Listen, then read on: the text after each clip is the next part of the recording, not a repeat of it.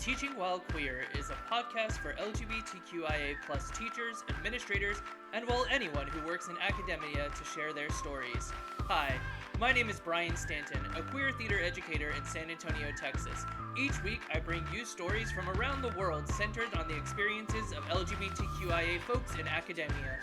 Thank you for joining me on this journey, and enjoy Teaching While Queer. Hello, everyone, and welcome back to Teaching While Queer podcast. I am your host, Bryan Stanton, and I am so pleased to introduce you to Jimmy Chrismon. He's a college professor in Illinois. Jimmy, can you tell us a little bit about yourself? Yes, I'm a professor at Illinois State University. I head up the theater teacher education program there. Before moving into higher ed here at Illinois State, I taught in the high school classroom for 17 years in North and South Carolina. Towards the end of that time is when I met my husband, who was moving to Illinois right as we were meeting, and we did a long distance relationship for a year, and then I found this job, and it perfectly worked out for us to be up here together. So I am currently here with him and my three amazing stepchildren, and have a wonderful life with them and our fur baby. So, but before that, I taught in high school for 17 years. And during that time, that was before any kind of workplace protections were in place federally. And I was not able to be an out teacher at that time. However, my students were very perceptive and knew in their heart of hearts that I was a queer teacher, and I never had to say the words.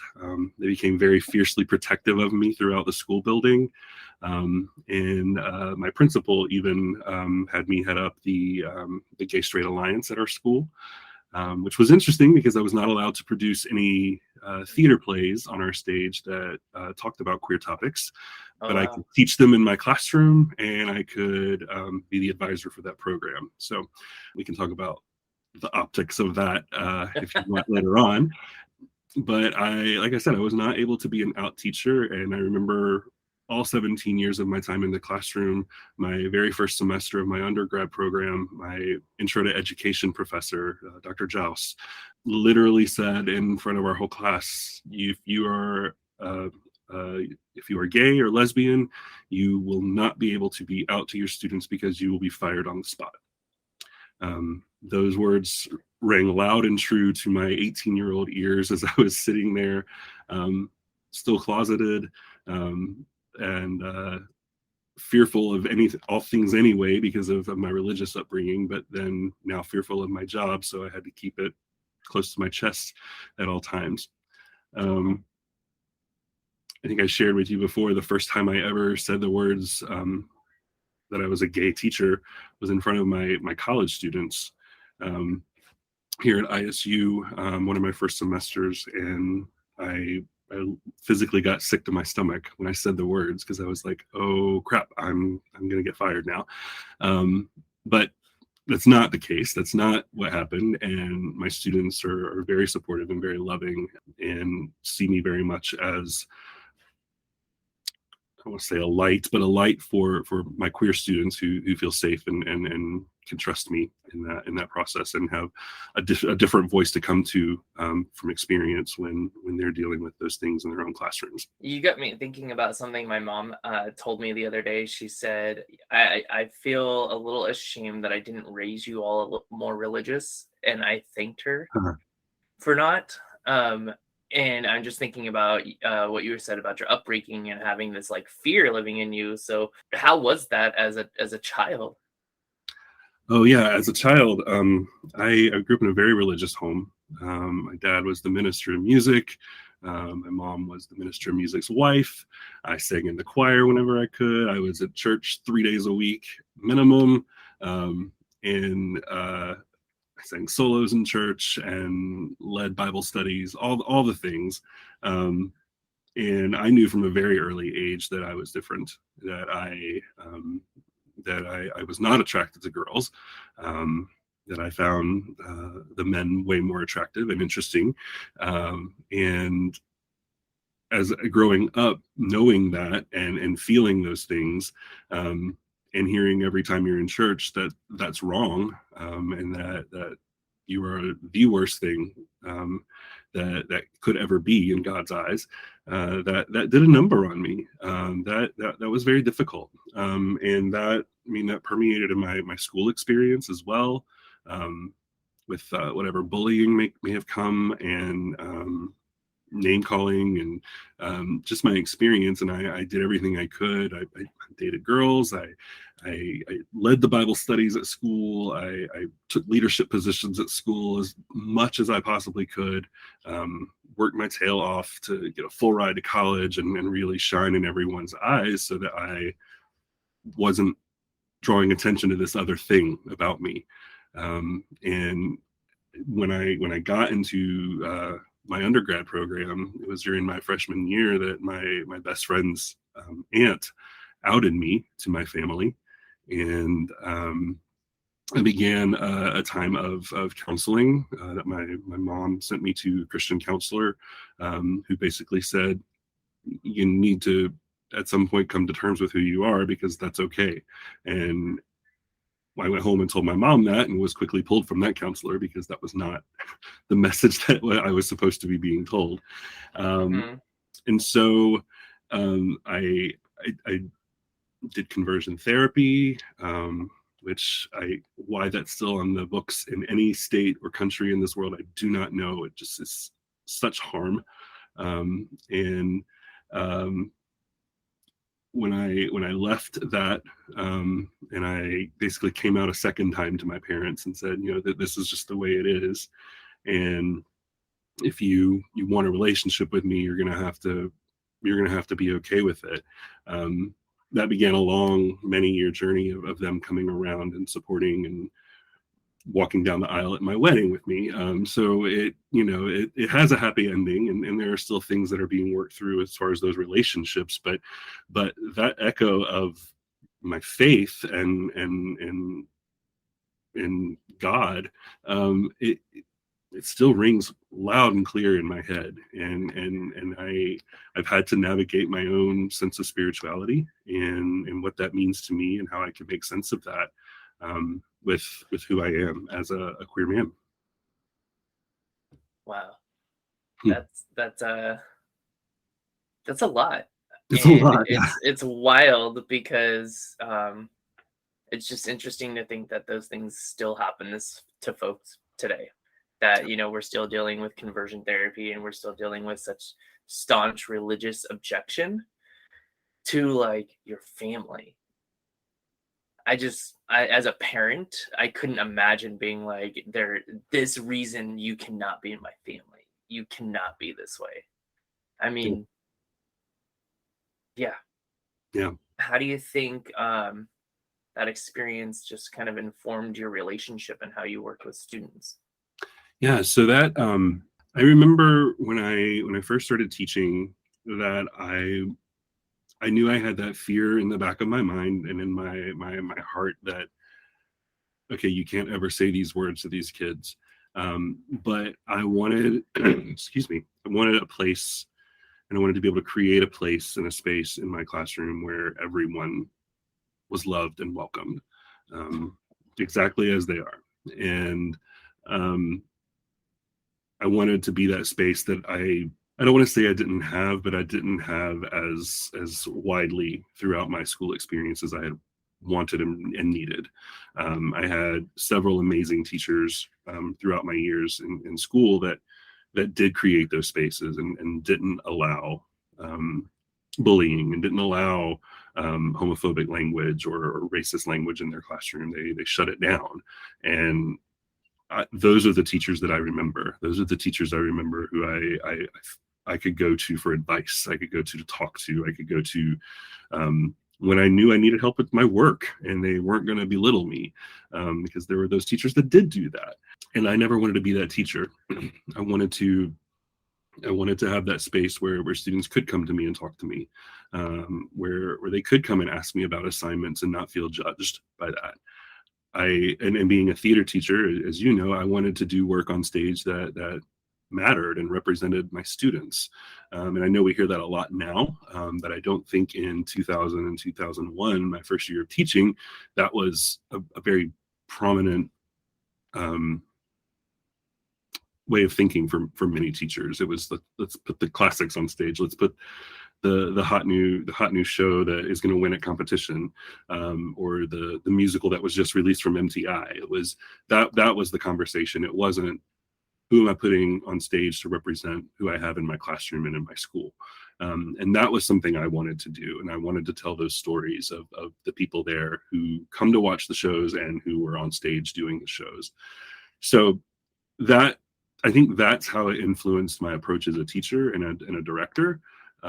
As I grew older and realized the awesome responsibility and power that we have as teachers, to be able to shape and influence and truly create a culture in my classroom that really reflected not only who I'm teaching and serving in the school, but also myself, and being more comfortable in doing that with myself.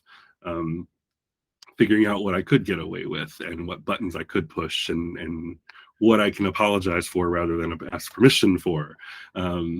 Once I was navigating those things with a few more years under my belt, I feel like my classroom became a place where I was able to approach topics a little more boldly. I was able to have conversations with students that were a little more bold and a little more direct rather than roundabout.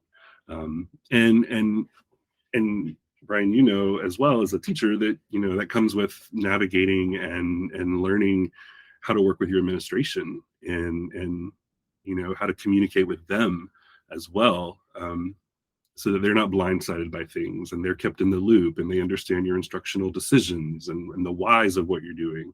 And if you've got administration who can listen to you and hear you and support you when you've got valid arguments for why you want to do what you do, then you're lucky and need to hold on to that administration as long as you can, but that makes your job a whole lot easier, and makes creating that space a whole lot easier in your classrooms. And so I think by the time I left the high school classroom, that's kind of where I was. The faculty knew that I was not afraid of current topics. I was not afraid to talk about these things with students. I was one of the few teachers in my school that had this is a safe zone placard on my door. And I even emailed the whole faculty with the PDF of that placard that they could print and put on their door for their students. And I had students come back and say, this teacher specifically said she will not do that because she is not you. And she does not want your ideologies in her classroom. And I was like, cool.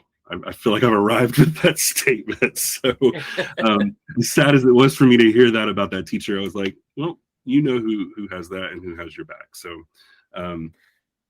so that's kind of how I approached that and how that shaped my relationships with my students. It's just not being afraid to talk with them and not being afraid to have that space for them. Yeah. I love that you had an administration that was able to support you in the long run.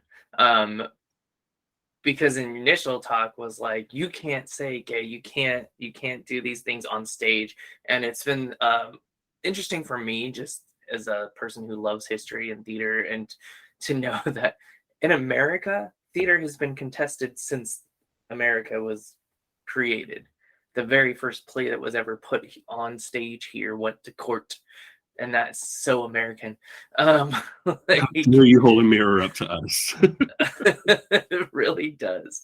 And so it's just like this constant battle that somehow performing the words is different. Like, we can read the same play in a high school in an English class, and it is okay. But as soon as you suggest putting it on stage, it becomes problematic. And I'm just like, wow. Yeah. So I'm glad that your administration seems to have come around to that. Did you ever have to deal with any struggles with parents in the high school classroom? I did. One that specifically jumps out at my mind right now. At the time, a young man. He is now trans woman, and I'm very proud of her and what she is accomplishing and doing. But at the time, this student was in the ensemble of my musical that we were doing that year, and it was a very popular musical that everyone was doing, and I didn't see any issues with it. It was all based on Elvis's music, and it was fun. It was fluffy. It was ridiculous, and like I said, this student was in the ensemble, so I didn't see any issues. I didn't see any issues with the play at all. Like, I was like, there's nothing in this that I'm going to get in trouble for. Fast forward to opening night, I got in trouble, and I was called into my principal's office the next morning and got one of my proverbial hand slaps from him. That, and God bless my principal at the time. Whenever a hand slap happened, it was always followed up with a conversation where he did listen to my side and he did hear what I had to say. But he was doing his due diligence as a principal and having the conversation that had to be had. And it was all about the one character the lead character in the play, who at one very tiny moment in Act 2 has this thought that he might be in love with another man in the show, and quickly fleets onto the next scene, and that's never an issue, never a thing. And it's quite honestly, it's using the queer identity as a joke in that moment, which looking back now, I'm like, I probably should not have ever done that. But it's a fun, fluffy, silly moment, and the audience goes along with the laugh. He goes along with the laugh. The whole cast does. And I was like, surely this is not what this is about. Well, that's exactly what it was about. That I was using this show to try to turn her son gay. And I'm like, really? This is the show? And my principal said, he said, just anytime there's anything like that could be questionable, just bring it to me so I have a heads up. And I'm like, absolutely, I can 100% do that. Well, the parent didn't stop at that. She wanted further conversation with the principal. So she came in, guns blazing, just roaring, yelling, going off in the meeting. And then it eventually came down to, well, he's gay, right?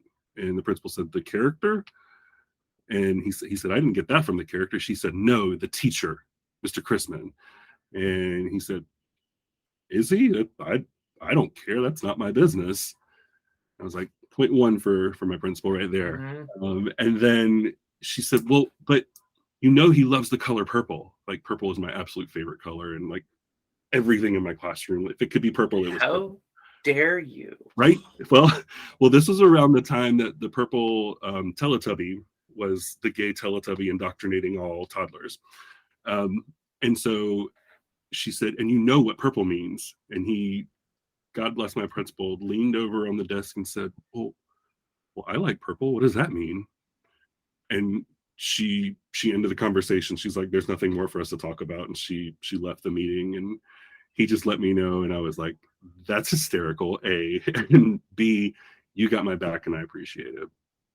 And so from that point forward, like, my principal was like, I got you. You're fine. You're fine. You're good. That's wild. He likes the color purple. I do too. It's such a great movie. It's such a great play. What's wrong with it? Wow. And like I said, fast forward now to the trans woman now, and she fully supports her trans daughter, and it's fantastic. And I love watching that evolution of that relationship, because I've been able to stay in touch with the parent and the kid. It's been fun watching that process, because it reminded me, not that I have a trans experience, but it reminded me of my experience with my parents and their journey as well. So just seeing that over time, what could happen and how lives and thoughts can change. Yeah, absolutely. That's wonderful. I'm glad to hear that's such an interesting story. And I used to roll my eyes at all of that Teletubby. Like, are you kidding me? I think I was in college at the time, and so I was like, really? We're worried about this kid's TV show? Like, I swear that some of the TV shows I watched when I were younger were way worse than Teletubbies. But it was fine because they were misogynistic. So that's right. There we go. That's right. It's fine. It's fine. Gosh, you're now in the field of teaching teachers. And so what's interesting and I think cool for me is that you had a teacher, a professor who was teaching, tell you you absolutely cannot be gay, you will be fired on the spot. And so that informed your years of teaching for so many years until you finally were able to come to terms with the fact that it's okay, the world is changing. So, what is your approach when you're working with students who are LGBTQ and, dealing with maybe some nervousness or anything that they might have about going into the field? Yeah. So that was actually the question and conversation that had me share for the first time with my students, that I was gay. And it was a young lesbian. She was a junior, I believe, at the time, getting ready to look at her senior year and ahead to student teaching. And she was nervous about exactly what you just shared. And she said, "Well, what do I do as a lesbian woman? Like, how do I navigate this?" And that's such a full question, because I can't tell you how to navigate your life, right? Like, I that's not my place to do that. What I can do is tell you my experience and help give you tools. But the first thing I say to my students is, I in this classroom where we are, and in my office, whenever you come to talk with me, I accept you exactly as you are right here, right now. And that may change as your journey goes on, and that's okay. And I am here to be with you and learn with you, and be along with that journey for you if you want me there. But what I also share with them, that their students appreciate authenticity, because students can see straight through when a teacher is not real and that a teacher is faking it. They see that through like nobody's business, and those kids can use those powers for good, or they can use them for evil, and make your life as a teacher great or miserable. So it's up to you how you want to navigate that authenticity and what that looks like for you in your classroom. But what I share with them 900% of the time, from whether it's just navigating our department in the theater department, whether it's navigating our major within the theater department, whether it's navigating the university, or larger when they're in their classrooms or clinical experiences, you need to do what you feel safe doing. And if that means you keep that stuff close to your heart, then you do that. And there's no shame in that, because many of those kids can be out and proud right there on campus, but when they go home for Thanksgiving break, that's a very different story. And many of our kids experienced that during COVID, when we shut the university down and they had to go back home. They were going back to homes where parents didn't accept that they were queer, and that it wasn't a safe place for them to be, and so much mental health declined. So that's my message to them from day one as freshmen when I get them, is that you have to do what is safe and right for you.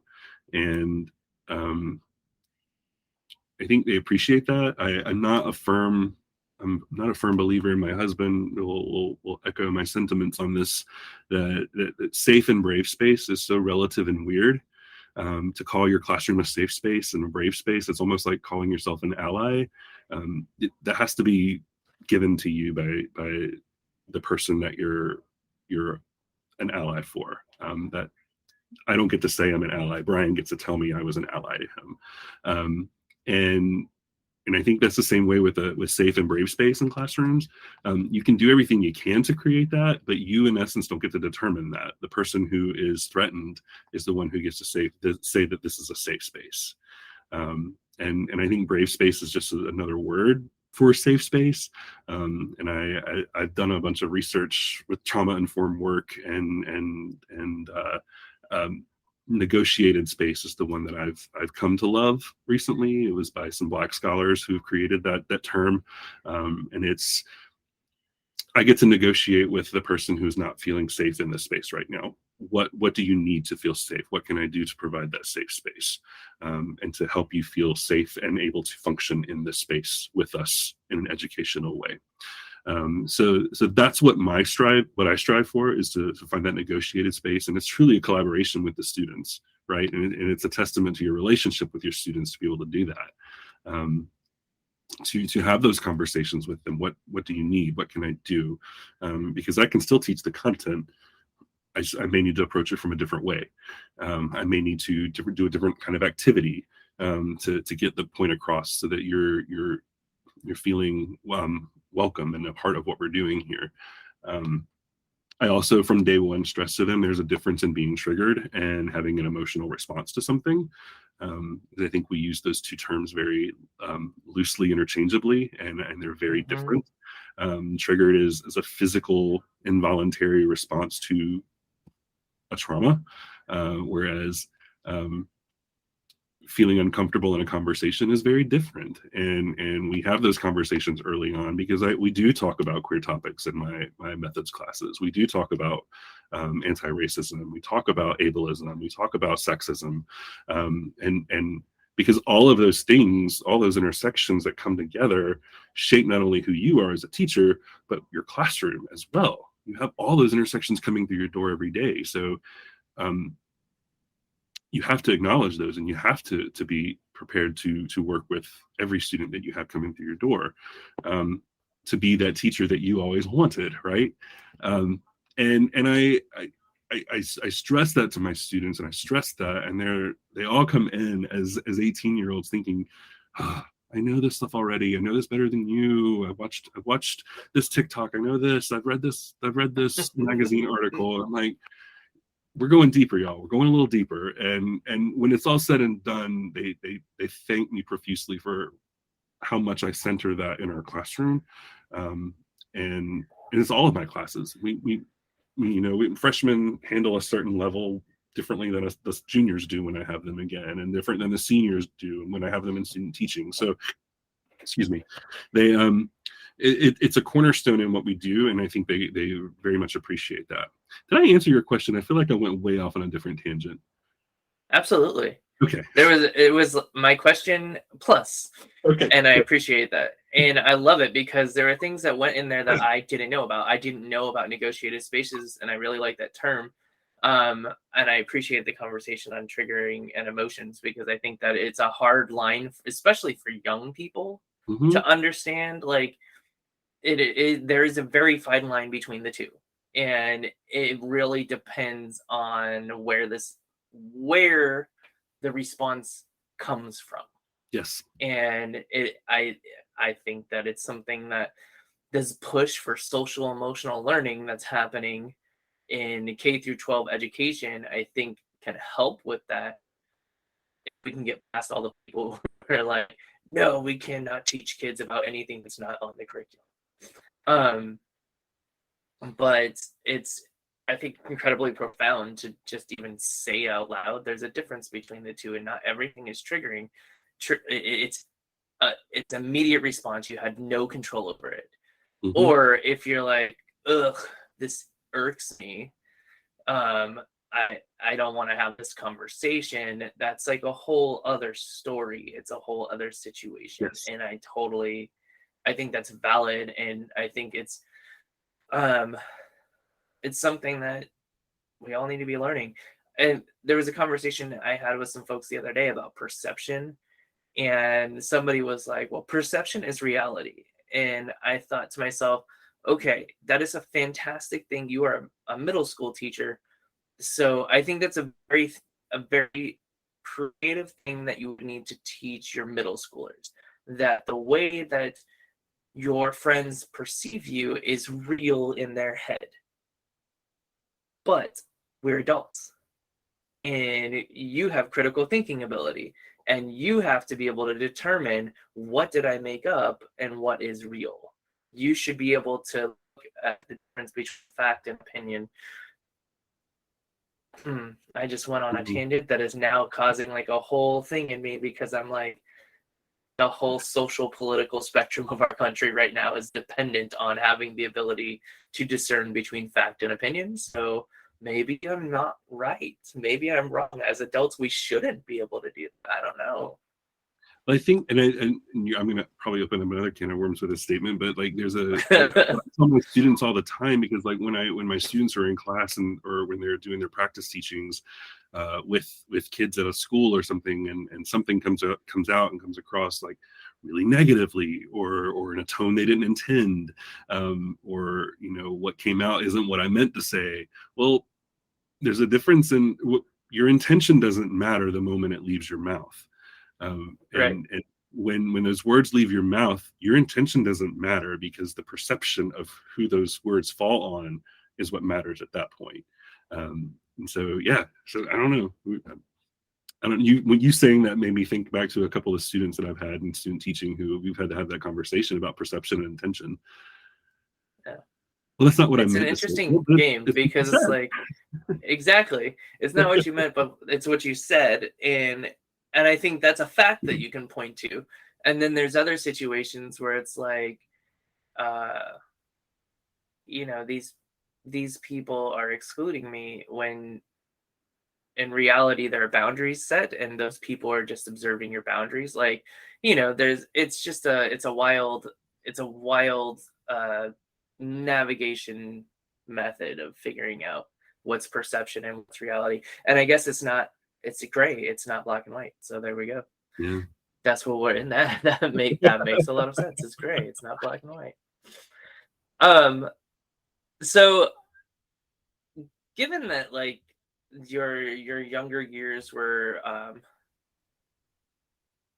my perception is probably a tiny bit traumatic, if not a lot of it traumatic, dealing with conversion therapy and things like that, and yet you chose to go into education, which is a labor of love. And as much as I hate that people think that that's all it is and all it should be, at some level it is a labor of love. So how did you end up deciding to be a teacher? Yeah, so my senior year of high school, I think I just knew I wanted to be a teacher. I didn't know what I wanted to teach at the time. I think I was leaning towards being a band teacher. I was a big old band kid. Me too. But I loved doing the spring musical every year, like that. Like I couldn't wait to get to the spring to audition for that. So I never had any theater classes, and band like filled my schedule any time I had an open period where I could put something in. So I was like, well, band is what I'm supposed to be doing, I guess. And I auditioned for music programs, didn't get in because I was horribly ill prepared for those auditions. And I wouldn't have taken me either at the time if I were on the other side of the table with a kid coming in completely unqualified for this. So when I didn't get in those programs, I was like, I don't know what I'm going to do. And all through my senior year, my guidance counselor, at the time they were called guidance counselors, pulled me into her office and she said, "You're applying for this scholarship." And I'm like, "Oh, okay." And so she sat down with me and made me fill out this big giant application packet for what was called the Teaching Fellows in North Carolina. And it was, if I got the scholarship, it was a full ride for 4 years to teach. Wow. To teach. And all I had to do when I graduated college was teach for 4 years in North Carolina, and it paid off the scholarship. So I applied. She had never had anyone get that scholarship, and she said, "You're going to be my first." And I'm like, okay. And I didn't care. I didn't care about that scholarship. And I applied, and it's almost a year-long scholarship process over multiple interviews, and I got the scholarship. And I went to UNC Charlotte, still an undeclared education major, didn't know what I was going to major in. And so I think I started in elementary ed, never took an elementary ed class. And then within the first month of college, I changed to secondary English ed and kind of stuck there for a little while. And then at one night in the dorms, a friend who I absolutely adored, she was a senior and I was a freshman teaching fellow, and she said, "Jimmy, grab your coat, we're going to an audition tonight." I said, "All right." So I grabbed my coat and went with her to this audition. I got a call back for it. I was not a theater major at the time. and she was a senior theater major, and she said, we both got callbacks and we were both up for the leads. And I'm like, how am I up for a lead? Like, I'm not even in this department. What is happening? And we got to the callback, and she and I were on stage, and she pulled me close and she said, please act like you have never acted before, because the other guy up for this role I do not want to work with. And so I acted like I never acted, and I got the role. And she and I were the two leads in the big spring show. And after the first rehearsal, she said, you need to take this class with me this semester. And I was like, I already have an overloaded schedule. She said, fine, add more. You're going to take this class with me. Whenever Coco said I did. So yes, ma'am, Coco. And I signed up for the creative drama class with her, and played the theater games. And then at the end of the semester, we went and taught at an elementary school and led some theater games with them. And the first time in front of those kids, I was like, this is it. I get it. This is where I'm supposed to be. And I never looked back. I love that. Yeah. I needed a Coco, man. Coco was fantastic. I talked with her on my podcast like 2 seasons ago and told her that. And she was like, oh my God, I didn't know I had such an influence on you. That's awesome. Yeah. It's funny. I feel like there's probably a dissertation in band kids who like English becoming theater teachers. And at some place there's a sprinkle of spring musical in there. Because I was definitely a band kid. And then I did the musical, and the choir director was like, why aren't you in choir? And I was like, because I can't sing. And he's like, but you can. Like, oh, wild. But that's a lot of fun. I love that story so much that I was like, I after 2 weeks of elementary, I was like, no, I was like, absolutely not. In my brain, never was I like, I'm gonna teach elementary. I can't do that. I was like, for a hot minute, going to go into middle school teaching, and then when I found high school, I was like, nope, this is it. This is where I need to be.